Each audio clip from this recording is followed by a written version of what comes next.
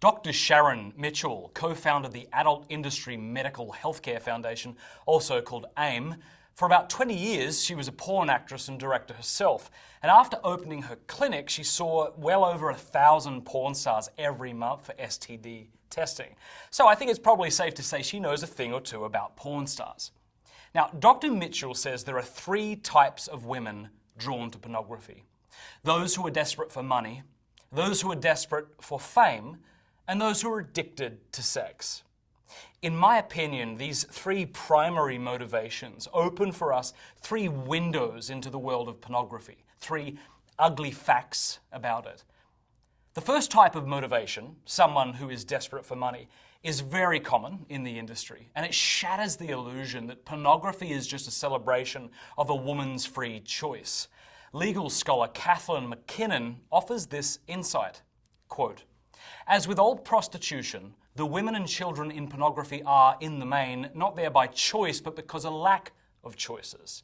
They usually consent only in a degraded and demented sense of the word, in which a person who despairs at stopping what is happening, sees no escape, has no real alternative, was often sexually abused before as a child, may be addicted to drugs, is homeless, hopeless, is often trying to avoid being beaten or killed, is almost always economically desperate, acquiesces in being sexually abused for payment." End quote.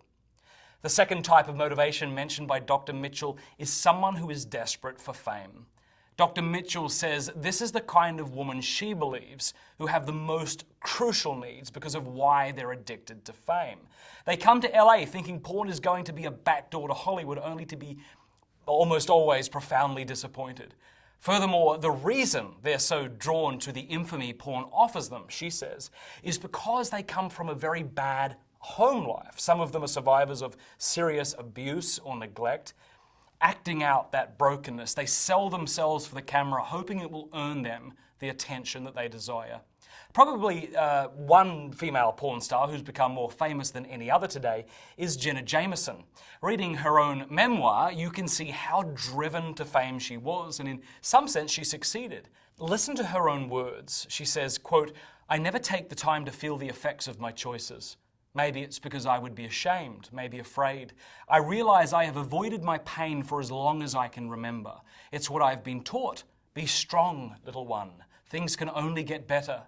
As life goes racing by me, all the while my soul goes on with sickness. Yes, sickness. It feels like it's ailing because the one that should be nursing it is too busy trying to succeed and be accepted. I'm certainly scared that if I try to fix what is broken in me so long ago, I may not succeed. So I go on faking that I am whole, proud, and strong." End quote. The last type of motivation, the woman who is addicted to sex, is the face of porn's PR today. The woman who portrays herself as just a well-rounded nymphomaniac who loves being the center of male sexual attention. For instance, I was reading an interview with one actress who said before getting into porn that she had had sex with 98 men. In her own words, she said, "Sex plays a massively huge role in my life because I worship sex." So people will often ask, what could be wrong with this, right? Here are women who know what they love and they're getting paid in order to do it. Well, I think here's part of the problem. By definition, right, someone who's hypersexual is not a well-rounded individual. Now, I'm not here talking about someone who enjoys sex very much or has lots of sex. I'm talking about someone who has an obsessive and compulsive pursuit of sex, which can be a symptom for all kinds of psychiatric problems. If someone's suffering from some kind of hypersexual disorder, is it a good thing to feed this person's condition? I mean, this would be like finding an individual with Prader-Willi syndrome. Now, this is a genetic disease that includes symptoms such as constant hunger.